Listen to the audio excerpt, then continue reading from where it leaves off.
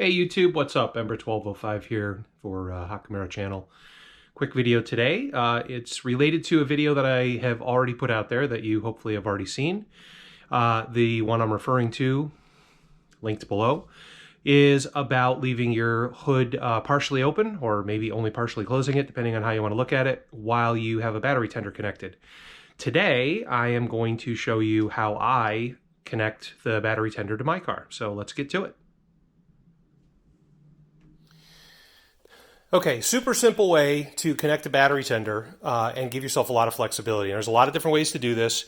When I'm connecting a tender to my car, because I haven't done any sort of permanent install, I use the posts here under the hood. So the first thing I want to mention is for a permanent install, if I remove this cover, you see you got a bunch of different fuses and such in here, right? And you can actually remove this entire piece. This whole thing will come out of here, and it's basically you just kind of unbolt this, right, and you can lift it out. Don't unless you absolutely have to. You can also get this piece on the side to come off. So you see there's a clip down there. There's actually one on each side. This one up here is a little easier to get to pop first.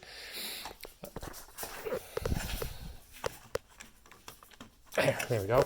You get that one to release, and there's a bunch of posts under here. So interesting thing, these posts, you see this really large gauge wire here. This actually runs all the way along the length of the car to the battery in the trunk, and provides hot for all these different pieces here on the bus. Interesting thing is that these posts are not hot, and they never will be hot. Whether you turn the car on or not, the posts themselves are not hot.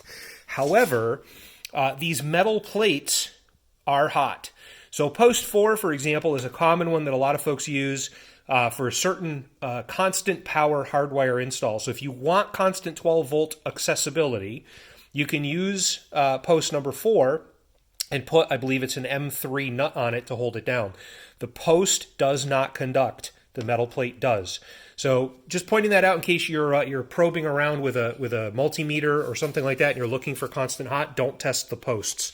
That was a mistake that I made in the very beginning, and then I realized that the conductivity is down here on the plate.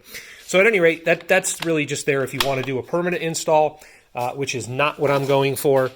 I'm doing a temporary install. So I'm going to flip this thing up. I'm going to use this post here, which will give me access to 12. I'm going to use this post here, which you see it's even marked NEG, negative, right? So that's my ground. And this is where I'm going to put clamp terminals to connect the tender. Now, the piece that I do that's a little different than what some folks do is I actually take the connector off of the tender piece itself over there. I actually take this and route it right in through this part of the grill. And you gotta finagle it just a little. And once you do, I'm not sure if this will show up, but it will come through. You should be able to see that moving a little, I think. It'll come through right in here. A couple different ways you can get in there to get it. I'm going to set this down for a second.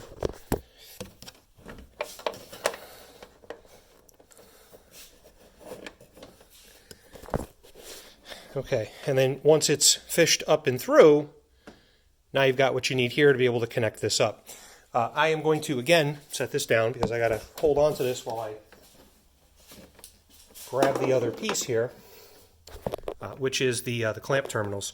So all that I'm going to do is I'm going to take the two connector pieces. The tender itself is unplugged, so I'm going to take these two terminal pieces and I'm going to press them together, make that a connection.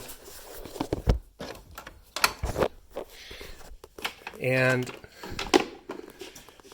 now I'm going to take negative, and I'm going to take positive. Now at this point, because there is no wiring running anywhere, I have nothing that's restricting me from closing the hood. But I don't actually close it. I actually only set it shut. I've got another video on why. You can, some gals like to take the charging block piece here and set it up in this area somewhere, whether it's up on the cowl or up maybe, sitting on the windshield above the wiper or something like that, so that just the wire has to come underneath. And you can see that if you bring the hood down, you've definitely got plenty of space up here if you want to set that in here or rest it here, right? There's a lot of options.